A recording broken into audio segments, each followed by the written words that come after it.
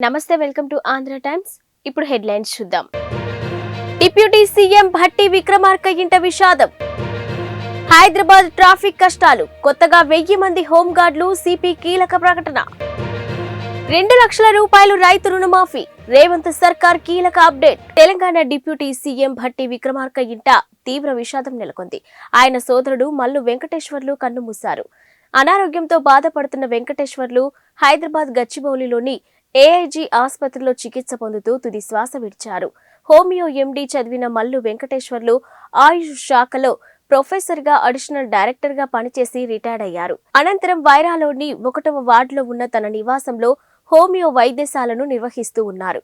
ఇక మల్లు వెంకటేశ్వర్లకు హోమియో వైద్యంలో ఎంతో మంచి పేరు ఉంది. అతని వద్ద వైద్యం చేయించుకునేందుకు రాష్ట్రంలోని పలు ప్రాంతాల నుంచి రోగులు వస్తూ ఉంటారు.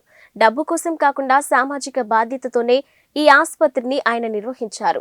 అయితే గత 3 నెలలుగా ఆయన కాలేయ సంబంధిత వ్యాధితో బాధపడుతూ ఉన్నారు. ఆరోగ్యం క్షీణించడంతో ఇటీవల హైదరాబాద్ గచ్చిబౌలిలోని ఏఐజీ ఆసుపత్రిలో ఆయన్ను జాయిన్ చేశారు. అక్కడ చికిత్స పొందుతున్న ఆయనకు గత 3 రోజుల క్రితం గుండెపోటు వచ్చింది. దీంతో ఆయన ఆరోగ్య పరిస్థితి మరింత క్షీణించి ఇవాళ ఉదయం కన్నుమూశారు. తన స్వగ్రామమైన స్నానాల లక్ష్మీపురంలో ఈ సాయంత్రం 5 గంటలకు అంత్యక్రియలు నిర్వహించనున్నారు. మల్లు వెంకటేశ్వర్లు మరణ వార్తతో స్నానాల లక్ష్మీపురం గ్రామంలోని విషాద ఛాయలు అలుముకున్నాయి. కాగా భట్టి విక్రమార్క సోదరుడు మల్లు రవి కాంగ్రెస్ పార్టీలోనే కొనసాగుతున్న సంగతి తెలిసిందే. ఆయన ఢిల్లీలోని ప్రభుత్వ ప్రత్యేక ప్రతినిధిగా వ్యవహరిస్తూ ఉన్నారు. హైదరాబాద్ విశ్వనగరంగా అభివృద్ధి చెందుతుంది. నగరంలో రోజు రోజుకు ట్రాఫిక్ పెరిగిపోతుంది. ఇటీవల ట్రాఫిక్ సమస్యపై సీఎం రేవంత్ అధికారులతో సమీక్ష నిర్వహించారు. ట్రాఫిక్ క్రమబద్ధీకరణకు తీసుకోవాల్సిన చర్యలపై దిశానిర్దేశం చేశారు. ఇక అవసరమైన చోట ఫ్లైఓవర్లు, అండర్ పాస్లు నిర్మించాలని చెప్పారు. కొత్తగా హోంగార్డులను కూడా తీసుకోవాలని, అవసరమైతే సివిల్ పోలీసులను కూడా ట్రాఫిక్ కంట్రోల్కు వినియోగించుకోవాలని చెప్పారు. తాజాగా ట్రాఫిక్ రద్దీ నియంత్రణపై హైదరాబాద్ సిపి కొత్తకోట శ్రీనివాసరెడ్డి కీలక ప్రకటన చేశారు.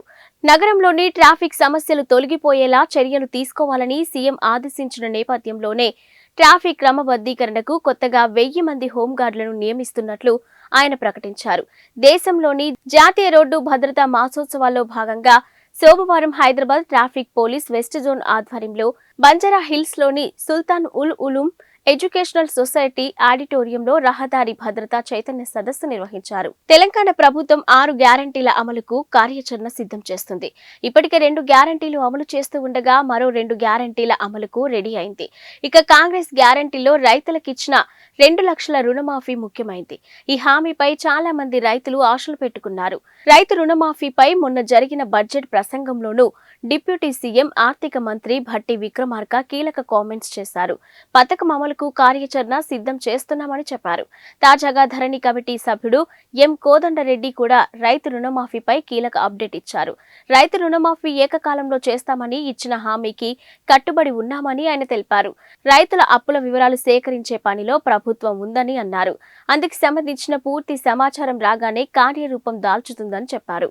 పీసీసీ కార్యనిర్వాహక అధ్యక్షుడు మాజీ ఎమ్మెల్యే జగ్గారెడ్డితో కలిసి ఆయన సోమవారం గాంధీభవన్లో ప్రెస్ మీట్ నిర్వహించారు. ప్రకాశం జిల్లా నూతన ఎస్పీగా బాధ్యతలు స్వీకరించిన అనంతరం పి పరమేశ్వర్ రెడ్డి ఈ సందర్భంగా మాట్లాడుతూ శాంతి భద్రతలను పరిరక్షించడంలో, ప్రజా సమస్యల పరిష్కారంలో, మహిళల భద్రతను పెంచడంలో ప్రధాన భూమిక, ప్రశాంత వాతావరణంలో ఎన్నికలు నిర్వహించడమే లక్ష్యమని, ఇక నిన్నటి వరకు ఎస్పీ మల్లికా గర్గ్ జిల్లా ఎస్పీగా బాధ్యతలు నిర్వహించగా సాధారణ బదిలీలో భాగంగా తిరుపతి జిల్లా ఎస్పీగా బదిలీ కావడంతో ఆ స్థానంలో పి పరమేశ్వర్ రెడ్డి బాధ్యతలు స్వీకరించారు. నూతనంగా బాధ్యతలు స్వీకరించిన ఎస్పీని ASP Nageswara Rao, ASP crime SV Sridhar Rao, AR additional SP Ashok Babu and అన్ని సబ్ డివిజనల్ డిఎస్పీలు, సిఐలు, ఆర్ఐలు, ఎస్ఐలు పాల్గొని పుష్పగుచ్చాలు అందజేసి శుభాకాంక్షలు తెలిపారు.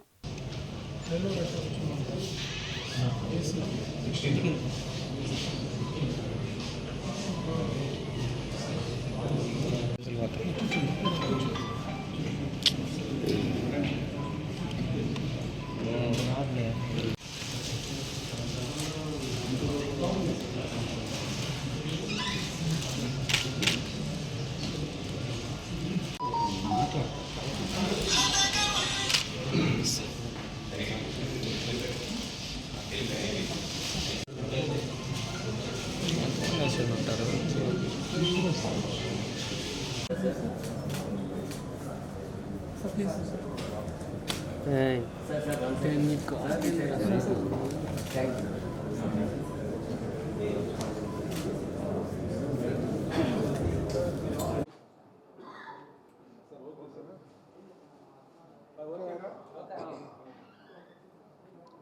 ఈవినింగ్ అండి అందరికీ. మా పేరు Parameshwar Reddy, 2016 batch IPS officer. ఈరోజు honourable government instructions and DGP గారి ఇన్స్ట్రక్షన్స్ ప్రకారం ఈరోజు ప్రకాశం జిల్లా ఎస్పీగా ఛార్జ్ తీసుకోవడం జరిగింది.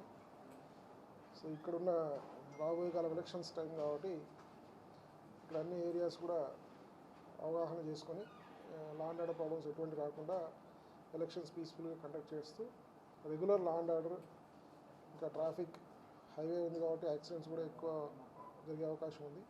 సో అవన్నీ కూడా టేక్ కేర్ చేసుకొని అన్ని జాగ్రత్తలు తీసుకుంటామని తెలియజేస్తున్నాం. ప్రకాశం జిల్లా ప్రజలందరికీ కూడా నమస్కారం.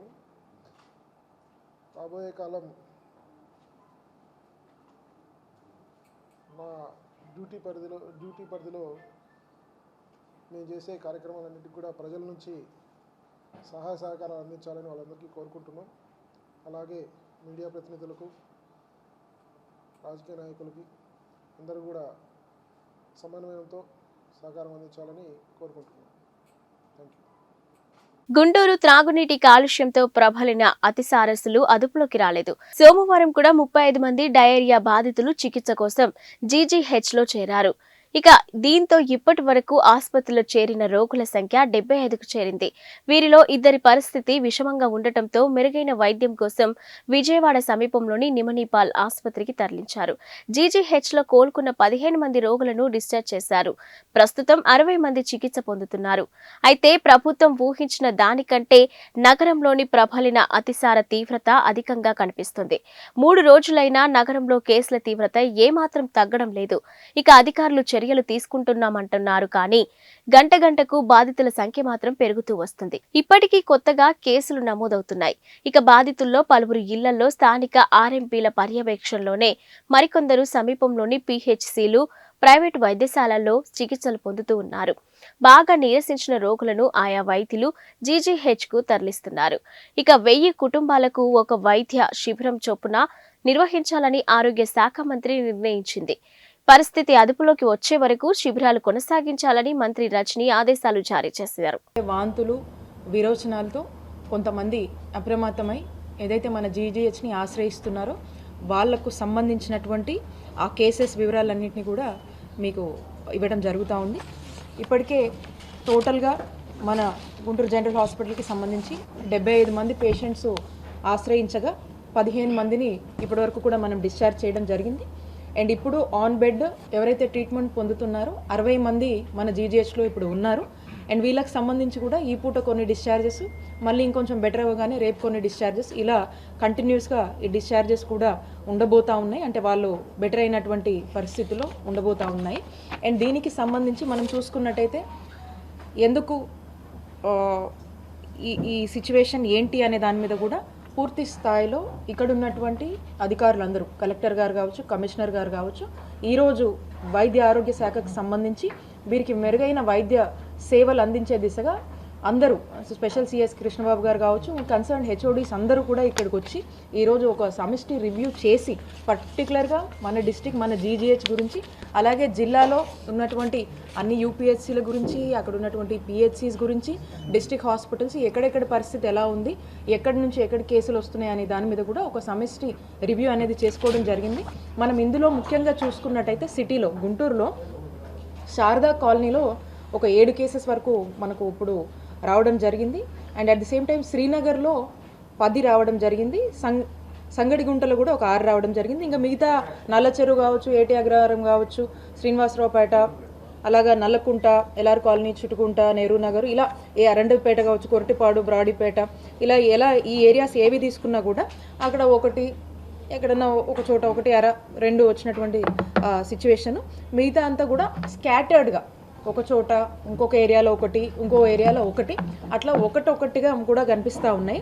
అండ్ మోర్ ఓవర్ ఈరోజు మనం ప్రజెంట్ చేసినటువంటి కేసెస్ నంబర్స్ ఏదైతే ఉన్నాయో అధికారులందరూ కూడా ఏదైతే మొన్నటి నుంచి కూడా మనం ఈ సిచ్యువేషన్ని ఒక అలార్మింగ్ సిచ్యువేషన్గా మనం గ్రహించామో అప్పటి నుంచే మొత్తము 5 చొప్పున అంటే ఉన్న వాలంటీర్స్ కావచ్చు, ఏఎన్ఎం కావచ్చు, ఈ ఎంపీహెచ్ఓ ఎంఎల్హెచ్పి కావచ్చు, అలాగే మనకు అందుబాటులో ఉన్నటువంటి అన్ని టీమ్స్తోనూ కూడా ఒక 5 మంది మలేరియాకి సంబంధించినటువంటి ఆఫీసర్స్ కావచ్చు, వీళ్ళందరినీ కూడా ఒక 5 మంది టీమ్గా వేసి దాదాపుగా మనము ఒక 32 టీమ్స్ ఫామ్ చేసి పల్నాడు జిల్లా దాచపల్లి పట్టణానికి చెందిన వివాహితపై దాచపల్లి పోలీస్ స్టేషన్ కి చెందిన కానిస్టేబుల్ వెంకట్ నాయక్ లైంగిక వేధింపులకు పాల్పడినట్టు బోరున ఆవేదన వ్యక్తం చేసిన మహిళ ఇక తన భర్తను పోలీస్ స్టేషన్లో వేసి కొట్టి నన్ను ఇలా శారీరకంగా వాడుకున్న కానిస్టేబుల్ ని వెంటనే చర్యలు తీసుకోవాలంటూ మహిళ డిమాండ్ చేశారు.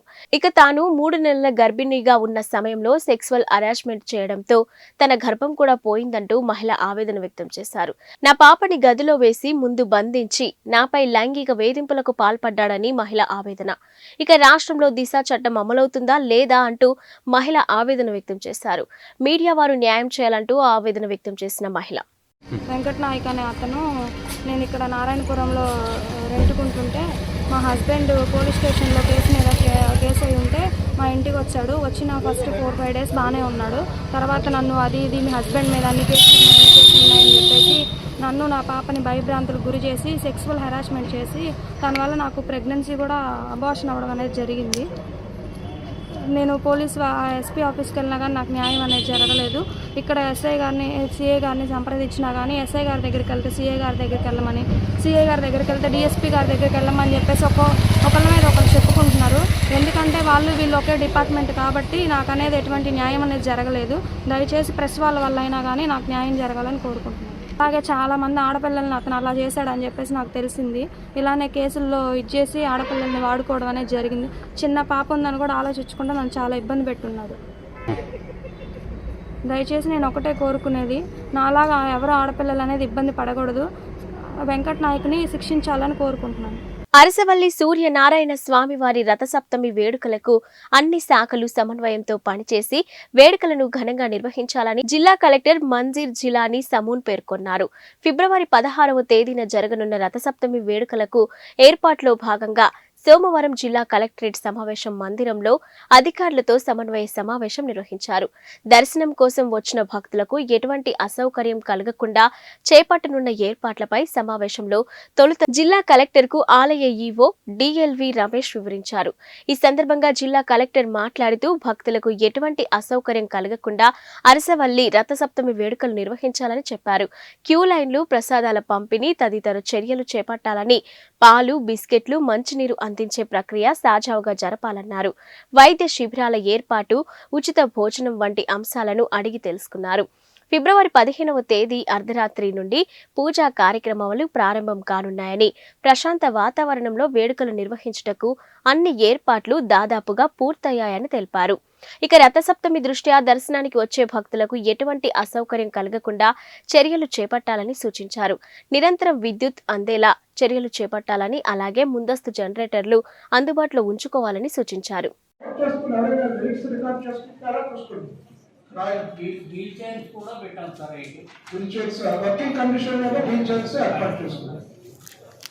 సింహద్వారం వద్ద విఐపీలు డోనర్స్ కొరకు షామియానాలు, కుర్చీలు ఏర్పాటు చేసి పోలీస్ వీల్ చైర్స్ తో పాటు మీరు వాలంటీర్స్ కూడా సింహద్వారికి మీ స్వామివారి దర్శనం కల్పించే చర్యలు తీసుకోమని చెప్పి సూచించారు. సభ్యుల సహకారంతో క్యూ లైన్లు కల్పించడం, తాగునీరు అందించడం, అలాగే సర్వీస్ యాక్టివిటీస్ ఆ ఏరియాకి వాళ్ళు రెస్పాన్సిబిలిటీ తీసుకుంటారు. అట్లా ప్రొసీడింగ్స్ తయారు చేసి ఆడియోతో కూడా షేర్ చేసేసి కూడా ఇవ్వాలి.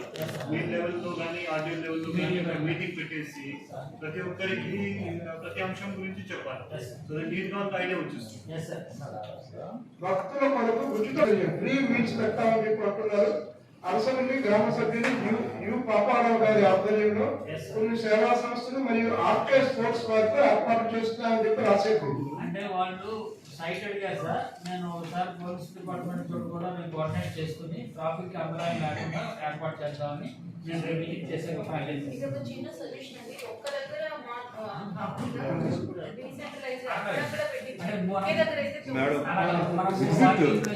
ఎగ్జిట్ లైన్ లో ఇటువైపు మనము గుడికి లెఫ్ట్ సైడ్ కారు నుంచి వచ్చే వాళ్ళకి వెహికల్ పార్క్ చేస్తున్నాం అక్కడ కానీ అట్లా కొన్ని ప్లేసెస్ లో పెడితే బాగుంటుంది. అలాగే మేడం.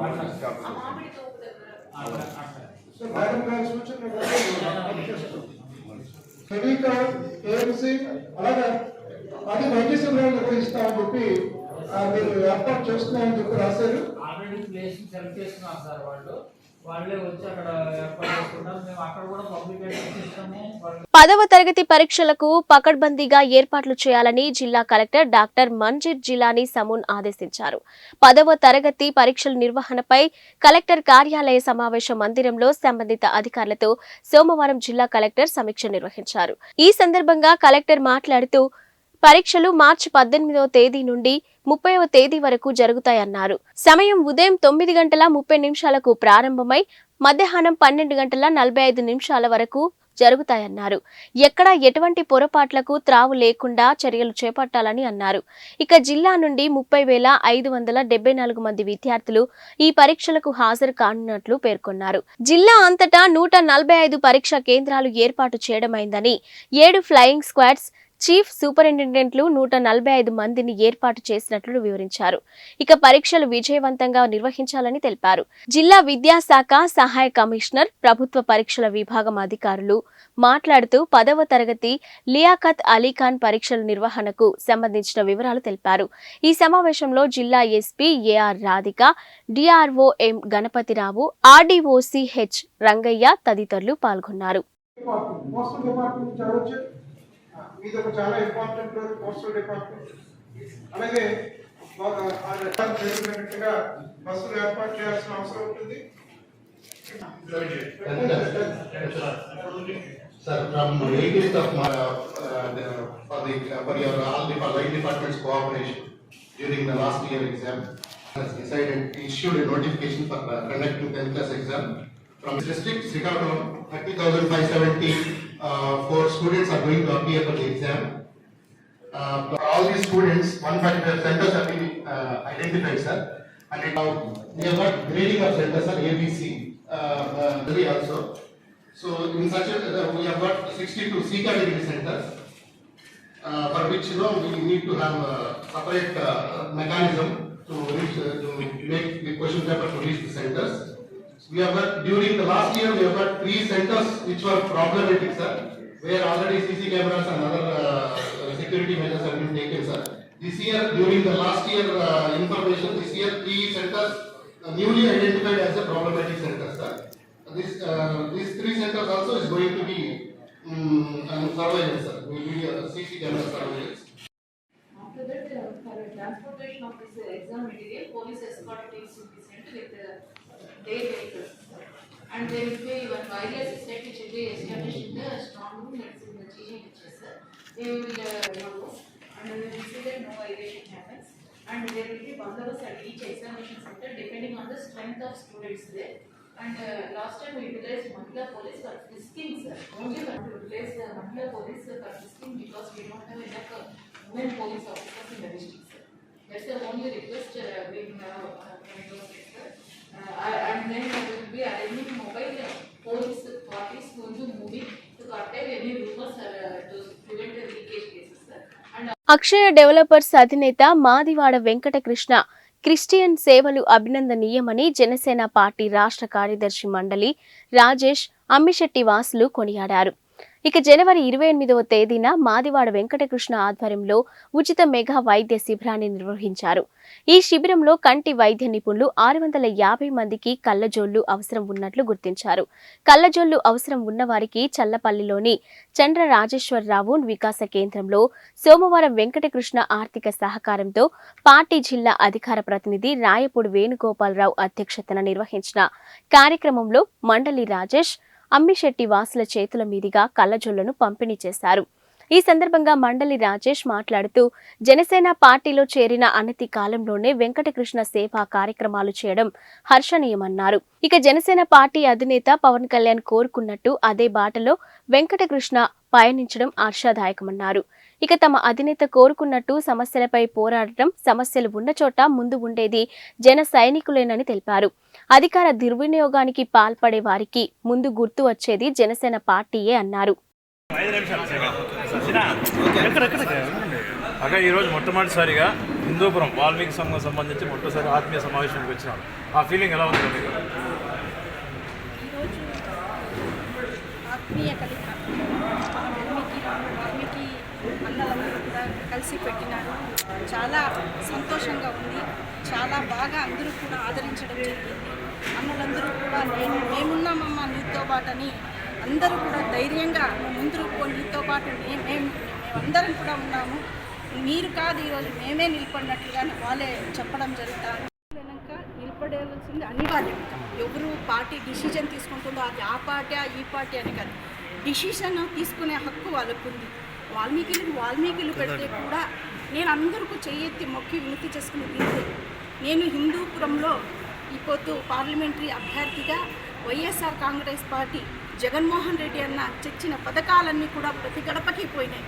ప్రతి అక్క అనుభవిస్తుంది, ప్రతి చెల్లి, ప్రతి తల్లి, ప్రతి అన్న అందరూ తీసుకుంటున్నారు. రైతులు కూడా బాగున్నారు, పిల్లలు కూడా బాగున్నారు, అందరూ సంరక్షణంగా ఉండాలి. ఈరోజు సమాజంలో సామాజిక న్యాయం ఏడన అయ్యిందంటే వైఎస్ జగన్మోహన్ రెడ్డి అన్న పాలనలో.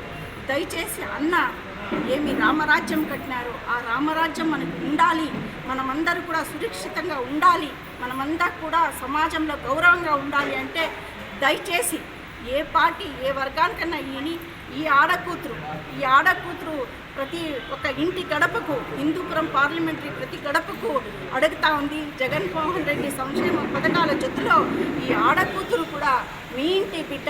దయచేసి మీరందరూ కూడా ఆశీర్వదించండి. మీ ఇంటికి గడప గడపకి ఎట్లా పథకాలు వస్తాయో ఈ శాంతి కూడా మరియు లోకల్లో ఉండే ఎమ్మెల్యేలు ఆ అసెంబ్లీకి సంబంధించిన ఎమ్మెల్యేలు కూడా వచ్చి మీ పనులు చేస్తాం, మీ ఇంట్లో మీ బిడ్డలుగా ఉంటామని కోరుకుంటున్నాం. సఖీ జాతీయ మహిళా మండలి వారు చేపట్టిన కార్యక్రమం ఖమ్మం పట్టణంలోని 27వ డివిజన్లో దందముడి గిరిజ ఆధ్వర్యంలో సమావేశం ఏర్పాటు చేయడం జరిగింది. ఈ యొక్క సమావేశానికి ముఖ్య అతిథిగా నరాల సత్యనారాయణ, 27వ డివిజన్ కార్పొరేటర్ దొడ్డ నాగేష్, సఖీ జాతీయ మహిళా మండలి సభ్యులు, అన్ని వర్గాల మహిళలు పాల్గొనడం జరిగింది. అనంతరం వారు మాట్లాడుతూ శక్తి జాతీయ మహిళా మండలి ముఖ్య ఉద్దేశం మహిళలను అన్ని విధాలా ఆదుకోవాలని, పేద కుటుంబాల వారికి ఉన్న సమస్యలను తీర్చడానికి ముందుండి పనిచేస్తుందని, ఖమ్మం నగరంలోని సుమారు 400 మంది సభ్యులు పనిచేస్తూ ఉన్నారని, మహిళల పట్ల ఉన్న అనేక సమస్యలను పరిష్కరించడానికి వారు ముందు ఉంటారని, ఈ సఖీ జాతీయ మహిళా మండలి సుమారు 29 రాష్ట్రాల్లో పనిచేస్తుందని, ఇతర దేశాలలో సైతం పనిచేస్తూ అనేక సేవా కార్యక్రమాలు ద్వారా మంచి గుర్తింపును పొందుతూ ఉందని వారు కొనియాడారు. ఈ కార్యక్రమంలో కనగంటి నాగమణి, కిరణ్మయ్, మారోజు ప్రేమకుమారి తదితరులు పాల్గొన్నారు. ఖమ్మంలో 27వ డివిజన్లో గిరిజ గారి నాయకత్వంలో ఈరోజు ఇక్కడ సమావేశం జరిగింది. మరి పెద్ద ఎత్తున గిరిజ గారు మహిళలను ఈ 27వ డివిజన్లో పిలిపించడం జరిగింది. మరి సఖీ జాతీయ మహిళా మండలి విద్యా, వైద్య, ఆరోగ్యపరంగా చేసే సేవలను ఇక్కడ క్షుణ్ణంగా చెప్పడం జరిగింది. ఎందుకంటే దాదాపు 27వ డివిజన్లో 100 మంది మహిళల దాకా ఈరోజు హాజరు కావడం జరిగింది. ఇప్పటికే సఖీ జాతీయ మహిళా మండలి 86 కుటుంబాలకు సేవలు చేశాం. ఎవరైతే అనారోగ్యంతో బాధపడుతున్నారో, ఎవరైతే పేదరికంతో బాధపడుతున్నారో, ఎవరైతే తినే తిండి, కట్టే బట్ట, ఉండే ఇల్లు లేక దారిద్ర్య రేఖకు దిగువన జీవిస్తున్నారో ఆ కుటుంబాలను ఆదుకునే దిశగా 29 రాష్ట్రాలలో సఖీ జాతీయ మహిళా మండలిని ఏర్పాటు చేశాం. అమెరికాలో కూడా ఈ మధ్యనే ప్రారంభమైంది. అంటే సఖీ జాతీయ మహిళా మండలి 29 రాష్ట్రాలలో పేదవాళ్ళకి సహాయం చేసే దిశగా, నిరుపేదలకు సహాయం చేసే దిశగా, అదేవిధంగా అనాథ శరణాలయాలకు సేవ చేసే దిశగా, వృద్ధాశ్రమాలకు సేవ చేసే దిశగా ముందడుగులు వేస్తూ ఉన్నది. మహిళలకు ఏ సమస్యలు వచ్చినా, కష్టాలు వచ్చినా, నష్టాలు వచ్చినా వారిని ఆదుకుంటూ సఖీ జాతీయ మహిళా మండలి ఒక దిక్సూచిగా ముందుకు పోతూ ఉన్నది. మరి మన ఖమ్మం టౌన్లోనే 400 మంది మహిళలు ఈరోజు సఖీ. కాకినాడ శాంబమూర్తి నగరంలోని శ్రీ శ్రీ శ్రీ వైభవ వెంకటేశ్వర స్వామి విగ్రహ ప్రతిష్ట వైభవంగా నిర్వహిస్తున్నట్లు కాకినాడ సిటీ ఎమ్మెల్యే ద్వారంపూడి చంద్రశేఖర్ రెడ్డి పేర్కొన్నారు. 2022 సంవత్సరం ఫిబ్రవరి 14న ఆలయ శంకుస్థాపన చేయగా 2 ఏళ్ల అనంతరం సరిగ్గా ఫిబ్రవరి 14న శ్రీ శ్రీ శ్రీ వైభవ వెంకటేశ్వర స్వామి విగ్రహ ప్రతిష్ఠ కార్యక్రమాన్ని నిర్వహిస్తున్నామన్నారు. బ్రహ్మశ్రీ డాక్టర్ చాగంటి కోటేశ్వరరావు ఆశీస్సులతో 3 రోజుల పాటు ఈ కార్యక్రమాలు నిర్వహిస్తున్నట్లు తెలిపారు. సోమవారం ఆలయ ప్రాంగణంలో విలేకరుల సమావేశంలో ఆయన మాట్లాడారు. 14వ తేదీన శ్రీ వైభవ వెంకటేశ్వర స్వామి విగ్రహ ప్రతిష్ఠ, 15వ తేదీన శ్రీ వైభవ వెంకటేశ్వర స్వామి దివ్యక్షేత్రం నుండి ఆనంద భారతి వరకు తిరువీధి మహోత్సవం నిర్వహించడం జరుగుతుందన్నారు. అదేవిధంగా ఉదయం 9 గంటలకు ఆనంద భారతి గ్రౌండ్లో సామూహిక కోట్నాలోత్సవం, అనంత కోలాటం, దాండియా నిర్వహించడం జరుగుతుందన్నారు. ఈ కార్యక్రమాన్ని విజయవంతం చేయాలని తెలిపారు. 16వ తేదీ రంగరాయ మెడికల్ కాలేజ్లో వెంకటేశ్వర స్వామి కళ్యాణోత్సవం నిర్వహించడం జరుగుతుందన్నారు. ఈ కార్యక్రమంలో వచ్చిన భక్తులకు తిరుపతి లడ్డూను ప్రసాదంగా ఇస్తామన్నారు. మనం ఈరోజు కాకినాడ పట్టణం సామూహిక నగర్ 13వ డివిజన్లో ఉన్నాం. ఇక్కడ శ్రీ వైభవ వెంకటేశ్వర స్వామి ఆలయాన్ని కొత్త ఆలయాన్ని నిర్మించుకోవడం జరిగింది. 2022 ఫిబ్రవరి 14న ఈ ఆలయ శంకుస్థాపన చేసాం. కరెక్ట్గా 2 సంవత్సరాల్లో అంటే 2024 మళ్ళీ ఫిబ్రవరి 14న విగ్రహ ప్రతిష్టని చేయాలని చెప్పేసి పెద్దల సూచనల మేరకు నిర్ణయించడం జరిగింది. ఇది పూర్తిగా కాకినాడ పట్టణంలో మొట్టమొదటిసారి రాతి కట్టడం, అంటే రాయితో కట్టడం జరిగింది ఈ విగ్రహాన్ని. కనుక ఈ విగ్రహ ప్రతిష్ట కార్యక్రమం 14వ తారీఖు ఉదయం 10 గంటలకు ఉంటుంది. కనుక 50 మంది కూడా ఈ విగ్రహ ప్రతిష్ట కార్యక్రమంలో పాల్గొని ఆ వెంకటేశ్వర స్వామిని చూసి తరించవలసిందిగా మనస్ఫూర్తి కోరుకుంటున్నాను. అదేవిధంగా ఈ యొక్క కార్యక్రమానికి పెద్దలు, గురువులు శ్రీ చాగంటి కోటేశ్వరరావు గారి ఆధ్వర్యంలో ఈ యొక్క విగ్రహ ప్రతిష్ట కార్యక్రమం వైష్ణవ సాంప్రదాయంలో జరుగుతుంది. చాలామంది పండితులు వివిధ రాష్ట్రాల నుంచి, ఈవెన్ నేపాల్ నుంచి కూడా పండితులు తీసుకురావడం జరిగింది. చాలా సాంప్రదాయంగా ఈ యొక్క కార్యక్రమాన్ని 3 రోజులు చేస్తున్నాం. మొత్తం ఇది 5 రోజుల కార్యక్రమం. రేపు ఎల్లుండి ప్రతిష్ఠ చేస్తాం అని తెలియజేసుకుంటున్నాను. అదేవిధంగా విగ్రహ ప్రతిష్ఠ కార్యక్రమం 14వ తారీఖున అయిన తర్వాత 15వ తారీఖున ఆనంద భారతిలో స్వామివారిని అక్కడ పసుపు కొట్టే కార్యక్రమం, దానికి కాకినాడ పట్టణంలో ఉన్నటువంటి చాలామంది మహిళలు పాల్గొంటున్నారు. పసుపు కొట్టే కార్యక్రమం తర్వాత మెహందీ పెట్టుకోవడం జరుగుతుంది. మెహందీ కార్యక్రమం తర్వాత సాయంత్రం మరలా కోలాట నృత్యాలు, అదేవిధంగా మార్వాడీస్ అందరూ వచ్చి దాండియా నృత్యాలు అన్నీ కూడా చేస్తారు. ఇది 15వ తారీఖు కార్యక్రమం. అక్కడే 15వ తారీఖు సాయంత్రం 5 గంటలకి స్వామివారికి, అమ్మవారికి మంగళ స్నానం కూడా ఉంటుంది. ఈ యొక్క 15వ తారీఖు ప్రోగ్రాం పూర్తిగా ఉదయం సాయంత్రం వరకు ఆనంద భారతిలో జరుగుతుంది. అందరూ కూడా వచ్చి ఈ యొక్క కార్యక్రమాన్ని వీక్షించవలసిందే కోరుకుంటున్నాను.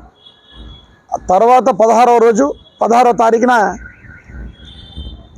రంగరాయ మెడికల్ కాలేజ్ గ్రౌండ్లో శ్రీ వైభవ వెంకటేశ్వర స్వామి గారిది కళ్యాణోత్సవం ఉంటుంది. ఈ కళ్యాణోత్సవానికి వైజాగ్ నుంచి పండితులు వచ్చారు. వైజాగ్ శ్రీ వైభవ వెంకటేశ్వర స్వామి గుడి నుంచి పండితులు వచ్చి ఈ యొక్క కళ్యాణ కార్యక్రమం చేయడం జరుగుతుంది. 16వ తారీఖున జరిగే కళ్యాణ కార్యక్రమానికి 50 మంది పాల్గొనవలసిందిగా మనస్ఫూర్తి కోరుకుంటున్నాను. ఆల్రెడీ చాలామందికి పాసులు కూడా ఇవ్వడం జరిగింది. అందరూ కూడా పాల్గొని ఈ యొక్క కార్యక్రమాన్ని చూసి ఆనందించాల్సిందిగా కోరుకుంటున్నాను. 16వ తారీఖున 4 గంటలకు రంగరాయ మెడికల్ కాలేజ్ గ్రౌండ్లో స్టార్ట్ అవుద్ది. కళ్యాణం పూర్తయిన అనంతరమే తిరుమల తిరుపతి దేవస్థానం నుంచి లడ్డూలు తెప్పిస్తాను. వచ్చిన ప్రతి భక్తుడికి కూడా తిరుపతి లడ్డు ఇచ్చి అక్కడే టిఫిన్ కూడా ఏర్పాటు చేశాను. అక్కడే అందరూ కూడా టిఫిన్ చేసి కార్యక్రమాన్ని ముగించవలసిందిగా కోరుకున్నాను ఆ రోజు. కనుక 16వ తారీఖుని కళ్యాణానికి కూడా అటెండ్ అవ్వమని కోరుకుంటున్నాను. ఎన్నిటి వెనకాల పెద్దలు శ్రీ సాగంటి కోటేశ్వరరావు ఆశీస్సులతోటే ఎన్ని చేస్తున్నాను. ఈ కార్యక్రమాలు అంటే 14వ తారీఖు విగ్రహ ప్రతిష్ట, 15వ తారీఖున స్వామివారి మంగళ స్నానాలు, అదేవిధంగా 16వ తారీఖు స్వామివారి కళ్యాణం. ఈ 3 కార్యక్రమాలకి వీలు బట్టి కాకినాడ పట్టణ ప్రజలందరూ కూడా పాల్గొని ఆనందపరచాలని వాళ్ళని మనస్ఫూర్తి కోరుకుంటూ ఈ యొక్క ప్రెస్ మీట్ పెట్టడం జరిగింది. మీరందరూ కూడా ఒక్కసారి టెంపుల్ని వీక్షించి ఫోటోలు కూడా తీసుకోవచ్చు. ప్రతిష్ట రోజు కూడా మిమ్మల్ని కూడా తప్పకుండా రమ్మని మనస్ఫూర్తి కోరుకుంటున్నాను. ఇవి ఇప్పటివరకున్న బులెటిన్ అప్డేట్స్. మరిన్ని అప్డేట్స్తో మళ్ళీ కలుద్దాం.